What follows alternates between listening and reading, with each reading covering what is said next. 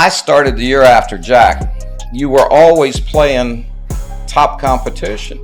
I think there were guys that elevated their game more back then. I think the term superstar, if you would. Raymond Floyd once elbowed Seve Ballesteros in the ribs and told him to shut up. That actually happened. At 83 years old, Floyd has never apologized for it. The four-time major champion built his legacy on intimidation, confrontation, and crushing the spirit of anyone who dared challenge him on the golf course. These weren't just competitive rivalries. They weren't simple personality clashes or professional disagreements. These were personal wars that left scars. Floyd made enemies everywhere he went, and he never lost sleep over it. Today, we're exposing the 5 golfers Raymond Floyd openly despised, the deep grudges he carried for decades, and the brutal truth about why golf's most feared competitor burned so many bridges on his way to greatness. Before Floyd was a major champion, he was a hustler, a gambler, a guy who thought he could beat anyone for money. That confidence got destroyed in El Paso, Texas in the mid-1960s. Floyd was already a tour pro when locals lured him to town with promises of easy cash. Big money was on the table. They told him about a money match at Horizon Hills Country Club. Floyd showed up expecting to dominate some unknown club assistant. This was supposed to be easy money, a quick score against a nobody. When he arrived, he discovered his opponent was the Mexican-American bag boy, a guy named Lee Trevino. Floyd had no idea who Trevino was. Nobody on tour knew him yet. Floyd put up thousands of dollars, convinced this would be the easiest payday of his life. He packed his confidence along with his clubs. He was wrong, dead wrong. Trevino's shot-making was unlike anything Floyd had seen. The bag boy had game, real game. The first round, Trevino shot 65 to Floyd's 66. Floyd lost. His ego took a serious hit. The tour pro had just been beaten by a bag boy. He demanded a rematch the next day, betting even more money. Surely the experienced tour pro could adjust and beat this nobody. Trevino beat him again. The second loss stung even worse than the first. Over 54 grueling holes spread across 2 days, Trevino dominated Floyd. The hustler was getting hustled. Floyd finally won the final 18 holes just to break even, but the damage was done. Trevino had taken Floyd's money and his pride. Floyd later admitted he learned his painful lesson about gambling with strangers. He said Trevino had $2,000 of his hard-earned money and he wanted it back. The tone revealed everything. Floyd left town shaken and humiliated. His reputation as a gambling shark had taken a beating. He joked later that he said adios and got out of town fast. Who knew Lee was going to become the great player he did? But Floyd knew. Deep down, Floyd knew he'd been hustled by someone better. That defeat haunted him. The hustler got hustled, and Raymond Floyd never forgot it. Make sure you hit that subscribe button and drop a comment telling us which rivalry you think cut the deepest. Floyd's grudges shaped golf history, and we're just getting started. These weren't casual disagreements. They were wars. Fast forward to 1991, the Ryder Cup at Kiowa Island. They called it the War on the Shore for a reason. Spain's Seve Ballesteros was Europe's heart and soul, known for his passion and his gamesmanship. Floyd wasn't having any of it. During the matches, Ballesteros started coughing during opponents' backswings. Team USA believed it was deliberate. Floyd confronted Seve directly. He jabbed an elbow into Ballesteros' ribs and told him to cut out the coughing immediately. Seve claimed allergies. Floyd didn't buy it. The coughing stopped instantly. Floyd's message was clear. He wouldn't tolerate psychological games. Floyd stared down Europe's biggest star without hesitation. That incident became Ryder Cup legend. It showed the world exactly who Raymond Floyd was. A man who would confront anyone, anywhere. Floyd's willingness to physically intimidate Seve revealed something darker. This wasn't just competitive fire. This was a man who used fear as a weapon. While others might have complained to officials, Floyd chose violence. A jab to the ribs, a direct threat. He believed intimidation was just another club in the bag. Seve was one of golf's most beloved figures, but Floyd didn't care about popularity. The confrontation wasn't about fair play. It was about dominance. Floyd needed everyone to understand that crossing him had consequences. The coughing stopped because Seve realized Floyd was willing to escalate. That's not competitive spirit. That's bullying. If the Seve incident showed Floyd's aggression, the Nick Faldo rivalry revealed his bitterness. The 1990 Masters destroyed Raymond Floyd. He was 47 years old, holding a 4-shot lead on the back nine at Augusta National. Then, Faldo chased him down. Floyd's lead evaporated. They went to a sudden death playoff. On the second extra hole, Floyd dumped his approach shot into the water. Faldo won. Floyd later called it the most devastating loss of his career. Raymond Floyd, the man known as Mr. Jugular, had choked. Faldo denied him that second Masters title, and Floyd never got over it. Their relationship stayed frozen for years. In 2008, Faldo became Europe's Ryder Cup captain. When Paul Azinger named Floyd as a U.S. vice captain, Faldo remarked that Azinger might regret that decision. Azinger defended Floyd, calling Faldo's comment completely untrue, but the damage was done. The 1990 Masters created a grudge that lasted forever. Floyd couldn't forgive Faldo for exposing his weakness. That playoff loss revealed the truth Floyd spent his career hiding. He wasn't invincible. Faldo broke him, and Floyd's ego never recovered. Floyd's intimidation tactics reached their peak at the 1986 U.S. Open. Payne Stewart learned firsthand what it meant to face Raymond Floyd in full assassin mode. They were paired together in the final round at Shinnecock Hills. Floyd was locked in, chasing his second U.S. Open title. Stewart later described what he witnessed that day. He said Floyd gets this look when he's in the zone. His eyes get big and round, staring at something you can't see. That Sunday, Floyd barely spoke to anyone. He was deathly quiet, methodically plotting his way around the course. On the 12th hole, Floyd buried a crucial 20-foot par putt. Stewart saw the look in Floyd's eyes and knew his fate was sealed. Floyd stiffed his approach for birdie on the 13th. Raymond was off and running. Stewart faded. So did everyone else. Floyd pulled away to win the championship. That piercing stare became legendary. Floyd's wife Maria called it the look. She said Raymond could win without it, but she'd never seen him lose with it. Payne Stewart was left shaken by the experience. What Stewart described wasn't just focus. It was psychological warfare. Floyd weaponized silence. He used his presence to make opponents uncomfortable. That cold, dead stare was designed to intimidate. Floyd wanted playing partners to feel small, nervous, defeated before they even hit a shot. This wasn't gamesmanship like Seve's coughing. This was something more sinister. Floyd created an atmosphere of fear. He made golf feel like combat. Stewart's description reveals how unsettling it was to be near Floyd when he was hunting a trophy. The silence wasn't meditation, it was a threat. Floyd's refusal to engage, to acknowledge, to show any human warmth was calculated cruelty. He wanted opponents to feel isolated and terrified. The look worked because it was genuine. Floyd really was imagining violence, domination, total destruction of anyone in his path. That's what Stewart saw in those big, round eyes. Pure predatory focus. Floyd turned himself into a monster on the course because he believed fear was the ultimate advantage. Other players smiled, chatted, tried to stay loose. Floyd went cold. He became unreachable, unknowable, terrifying. Stewart never forgot it because it wasn't just competitive intensity. It was emotional abuse disguised as mental toughness. Hale Irwin gave Floyd a taste of his own medicine. Here was another ultra-competitive alpha dog who refused to yield an inch. Floyd was the swaggering risk-taker, the guy who in another era would be on a riverboat, dealing cards and hustling anyone foolish enough to bet against him. Irwin was completely different, methodical, analytical, stoic, cold as ice. Johnny Miller once called Irwin a first-class lone wolf, the type who marched down fairways in his own world, laser-focused and unsociable. Their styles mixed like oil and water. Throughout the 1970s and 1980s, Floyd and Irwin competed for majors and Ryder Cup glory. They developed a healthy disdain for each other along the way. When paired together in team events, the results were disastrous. Their Ryder Cup pairings were ill-fated experiments that produced tension instead of teamwork. Floyd's brash, aggressive approach clashed with Irwin's cool precision. Both were champions. Both were fiercely competitive. Both wanted control. Neither liked the other. A player poll once rated Irwin among the least favorite partners on tour because of his intensity. Floyd almost certainly agreed with that assessment. They respected each other's talent, but never became friends. Their decades-long rivalry was defined by hard-fought battles and a mutual understanding that they simply didn't mesh personally. Floyd met his match in Irwin, and he hated it.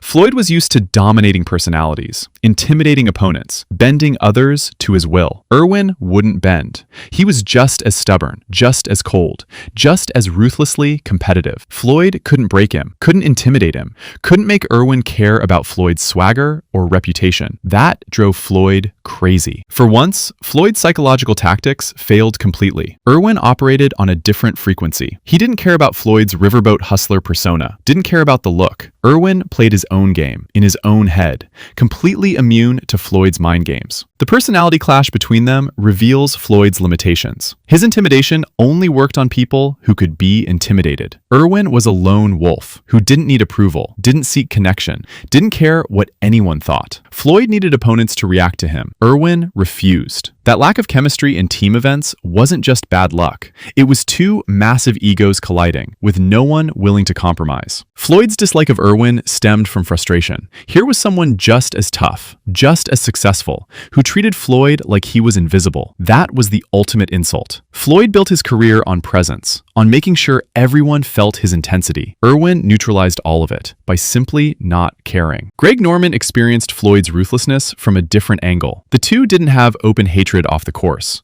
Norman wasn't someone Floyd confronted directly or clashed with personally, but in competition, Floyd played a starring role in one of Norman's greatest heartbreaks. The 1986 US Open at Shinnecock Hills became infamous as part of Norman's nightmare year. The Shark held the 54-hole lead. He was 3 shots ahead of Floyd going into Sunday. Norman should have won. He was the best player in the world. The championship seemed destined for him. Instead, he collapsed spectacularly. Floyd shot a brilliant 4 under 66 in the final round. He was ruthlessly efficient, putting on a clinic in pressure golf. Every putt dropped. Every iron shot found the green. Meanwhile, Norman stumbled to a 75 and finished tied for 12th. As Norman's game fell apart, Floyd remained cold and calculating. A heckler famously yelled at Norman that he was choking. Floyd showed no mercy. He buried Norman without hesitation. Floyd won by 2 strokes, and the narrative was clear. Floyd's relentless pressure contributed directly to Norman's Sunday meltdown. Norman's collapse in 1986 became legendary. He lost multiple majors that year. In heartbreaking fashion, Floyd delivered one of those crushing defeats. Floyd's reputation as a deadly closer only grew stronger. Fellow pros called him Mr. Jugular because he would bury you if given the chance. At Shinnecock Hills, Floyd proved it again. He smelled blood in the water and attacked. Norman, nicknamed the Shark, got caught and consumed. Floyd didn't just beat Norman, he broke him. The final round was a masterclass in applying pressure until an opponent cracked. Norman later won majors and had a Hall of Fame career, but that Sunday at Shinnecock left a mark. Floyd's performance wasn't heroic. It was predatory. He capitalized on another man's weakness with cold precision. There was no sympathy, no sportsmanship, no acknowledgement of Norman's suffering. Floyd simply took what he wanted and walked away. That's who Raymond Floyd was. A man who viewed golf as war and opponents as enemies to be destroyed. Norman's collapse fed Floyd's legend, but it also revealed the darkness at Floyd's core. He didn't just want to win. He wanted others to lose, badly, to suffer, to be humiliated. Floyd's joy came not from his own success, but from witnessing the pain of those he defeated. Norman became another casualty in Floyd's campaign of intimidation and domination. So which rivalry shocked you the most? Was it Floyd elbowing Seve in the ribs? The decades-long bitterness with Faldo? The terrifying silence that broke Payne Stewart? The clash of titans with Hale Irwin? Or Floyd burying Greg Norman without mercy? Drop your thoughts in the comments and subscribe for more untold golf stories. Raymond Floyd's legacy is complicated. 4 major championships, Ryder Cup hero, Hall of Fame career spanning decades, millions of dollars in prize money, respect from peers and fans alike. But the path he carved was littered with broken relationships and bitter enemies. Floyd believed intimidation was a legitimate strategy. He thought fear was just another tool for winning, a weapon as valuable as any club in his bag. At 83, he looks back without regret. No apologies, no second thoughts. These weren't petty dislikes. They were real feuds fueled by ego, money, heartbreak, and pride. Deep personal animosity that lasted lifetimes. Lee Trevino hustled him in El Paso and taught Floyd a lesson he never forgot. The bag boy beat the tour pro and exposed Floyd's overconfidence. Seve Ballesteros tried gamesmanship and got an elbow to the ribs. Floyd shut him down with physical intimidation and never felt bad about it. Nick Faldo exposed Floyd's ability to crack under pressure and created a grudge that lasted decades without resolution. The 1990 Masters haunted Floyd forever. Payne Stewart witnessed the look and understood the psychological warfare Floyd deployed ruthlessly. He saw the monster emerge and never forgot the fear. Hale Irwin refused to be intimidated and proved Floyd's tactics had limits. The lone wolf couldn't be broken by Floyd's usual methods. Greg Norman collapsed under Floyd's relentless pressure and became another victim of Mr. Jugular. The shark got eaten alive at Shinnecock Hills. These stories reveal the man behind the trophies. Floyd was brilliant, tough, and undeniably successful. A generational talent who knew how to win. He was also confrontational, cold, and unforgiving. A man who made enemies as easily as he made birdies. He made enemies without hesitation and carried grudges forever. Golf remembers Raymond Floyd as a champion, but the 5 golfers we discussed today remember him differently. They remember the hustler who got hustled in Texas, the bully who jabbed Seve in the ribs at Kiowa, the closer who choked against Faldo at Augusta, the predator who terrorized Stewart at Shinnecock, the ego who clashed with Irwin for decades, the assassin who buried Norman without mercy. At 83, Raymond Floyd has finally revealed the truth. He didn't just compete against these men, he hated them. And that hatred fueled some of the most intense rivalries golf has ever seen. The legacy isn't just about majors and money. It's about the psychological warfare, the intimidation tactics, and the burned bridges that defined Floyd's career.